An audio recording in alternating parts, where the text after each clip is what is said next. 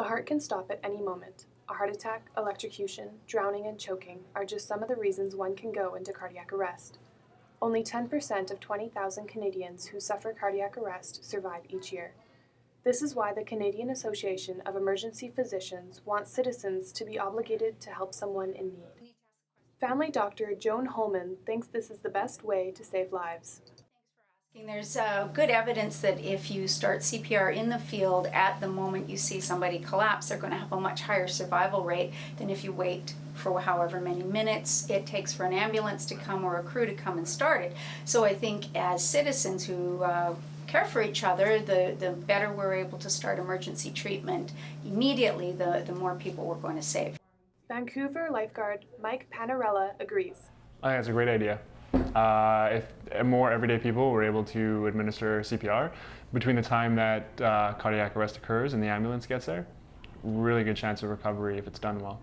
The emergency physicians point to the lack of willingness from bystanders to perform CPR. Even the newest firefighters and paramedics would freeze up, but once you get into it and you do it a few times, it's just would be actually really simple to do. You are protected by the Good Samaritan's Act, so if you do whatever you feel you can, and even if you very much hurt that person, there's no prosecution or anything that can come from that. The group of emergency physicians is suggesting that the provincial government offer 100% tax rebate for citizens who sign up for CPR training. But some feel that the moral obligation to save a life should be incentive enough to educate themselves.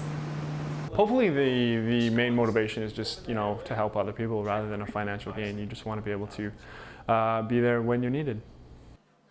The physicians are also suggesting that the completion of a CPR course in high schools be mandatory for graduation. Nursing student Stephanie Chan likes this idea and thinks the same training should be offered in colleges. In high school, we have to do the earthquake preparedness drills. We could do that too for CPR and have them paired up or in groups and then practice that so everybody has a chance and have the knowledge, basic knowledge. It's helpful knowledge, right? Certainly. If you can help save a life, why not? This is Leah Goebel for Langara News, Vancouver.